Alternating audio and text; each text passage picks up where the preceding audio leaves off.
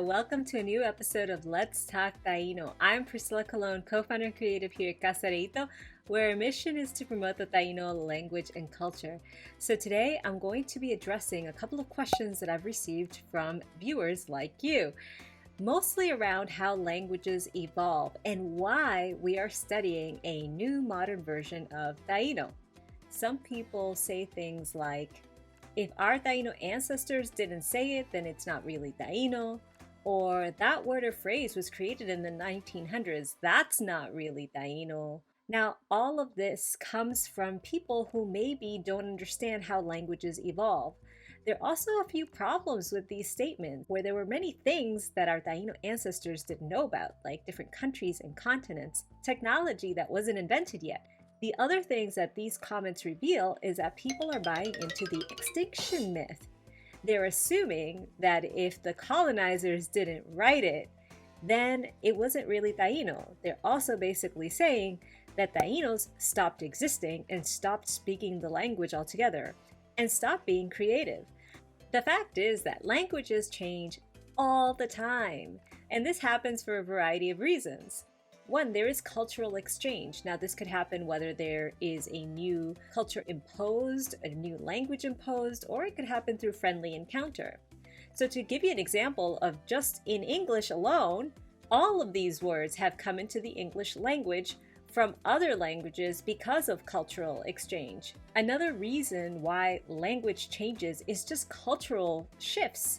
So people are creative. They're constantly inventing new ways to say things and even changing the meanings of certain words. So I've lived long enough to know that all of these words on the screen, such as fly, awesome, radical, tubular, lit, sick, cool, sweet, they all mean something positive, such as great. And of course, there's always the advent of new technology. You'll notice words that have come into our vernacular, that is our everyday speech, just in the last few decades. Things like app, social media, to Google something, to tweet, DNA, GPS, COVID. So how does language change?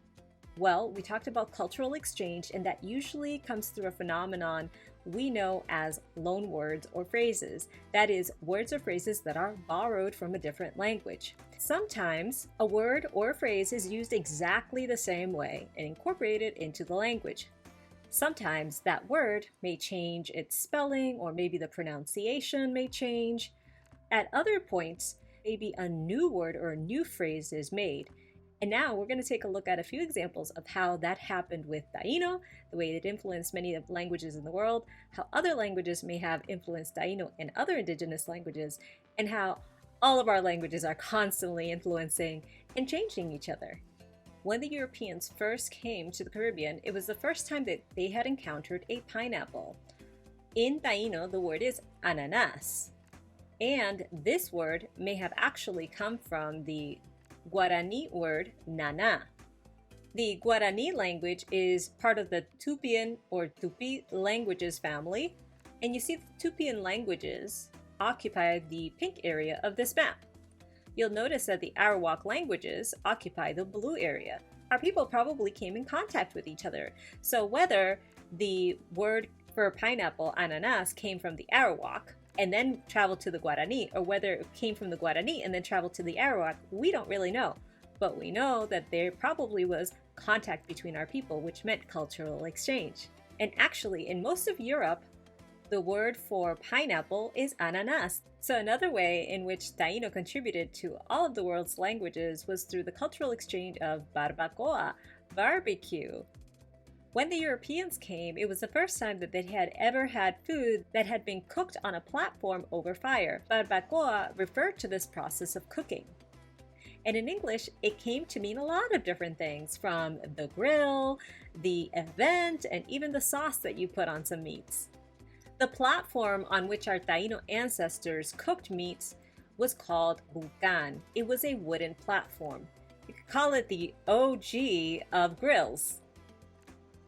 Well, this word actually was borrowed, and then a new word was created. So did you know that the word buccaneer actually comes from the word bucan? Soon after the Europeans arrived to the Caribbean, they began fighting amongst each other for land, gold, all kinds of stuff. So the French pirates used to attack the Spanish and then flee into the woods or the mountains where they learned how to use the bucan. The Spanish started calling the French pirates bucaneros, which is like people who use the bucan. And by the way, who did the buccaneers learn how to use the bucan from? Our Taino ancestors, who taught them how to survive in the woods and in the mountains using the barbacoa process. Of course, the Taino's culture was also influenced by the new languages and new cultures that they encountered. One of the biggest changes that came to them was the horse. Because horses didn't exist on the American continent, that new language had to be borrowed as well. So you'll notice that many of our Arawakan sister languages, such as Lokono, Garifuna, etc., borrowed and then changed slightly the Spanish word caballo, which means horse. The Wayuu, however, who we know from past videos, remained unconquered for much of the past 500 years. They used a different word, which is ama, and that's the word that this modern reconstructed Taino uses for horse. Now, are we to say that our sister languages did something wrong by borrowing the Spanish word? No, they were using the word that was brought from a new language and incorporating it into their own. Do we then say that maybe the Wayuu are wrong because they used a different word for it? No, it is up to us as the descendants of these indigenous people who are reclaiming and reconstructing our language to decide what we want to use. Of course, we know that new technology has exploded since the 1400s, so there are many new things that exist today that didn't exist back then. So we have to come up with new words for them. For example, the word for airplane that is presented is a new word. It is katunasu, which literally means metal bird. Now, we could borrow from the English airplane or from the Spanish avión, but in this particular variant, we're using a created word, something that if a Taino saw in the sky in the 1400s, they would have said. And actually, if you look at the original Spanish avión, what it really actually means is ave, which is a large bird, and that on at the end is like very huge. So avión just means big bird. Now, sometimes language changes because we as people don't like hard things. We like the easiest route, right? So I'll give you an example. When Spanish speakers came in contact with English speakers, they quickly adopted a new word that comes from the word map. So in Spanish, you can say el mapo or la mopa, which is now the common word that most people use for mop. It was just harder to say the older word. I could get mad at the billions of people around the world and say, you shouldn't use that, you should use the original Spanish. But the fact is, people will use whatever is easiest for them to use. I'll give you another example. The Michif live in what today is northern United States and Canada. They are descendants of mainly Cree, Nakota, and Ojibwe, as well as French and Scottish settlers. To say yes in Michif, you would say oui, which of course comes from the French oui, which means yes. Maybe their original indigenous words were also very different and they needed to decide on one common word. Maybe the original indigenous words were just harder to say. Whatever the case may be, they are now using the word we, and we all should respect that. So we've seen words that have been borrowed because of new technology, new cultural practices, and even just because they're easier to use. So there is a phrase that came around into popular use by the Taino community, and that phrase is taino-ti. And loosely translated, it means, may goodness or the Great Spirit be with you. Fun fact, the word goodbye was also created. It comes from the original phrase, may God be with ye. So therefore, taino-ti can also be a substitute for that word, goodbye. The reason people don't like this phrase, they say that it was probably kind of a mixture of the Spanish and the Taino. So my response is, we're creative people. We don't stagnate. So maybe this phrase was invented after the arrival of the Spanish, but it is a beautiful phrase. And if we all understand what it means, then we should probably just continue using it. So as you can see, based on all of these examples, languages are constantly changing.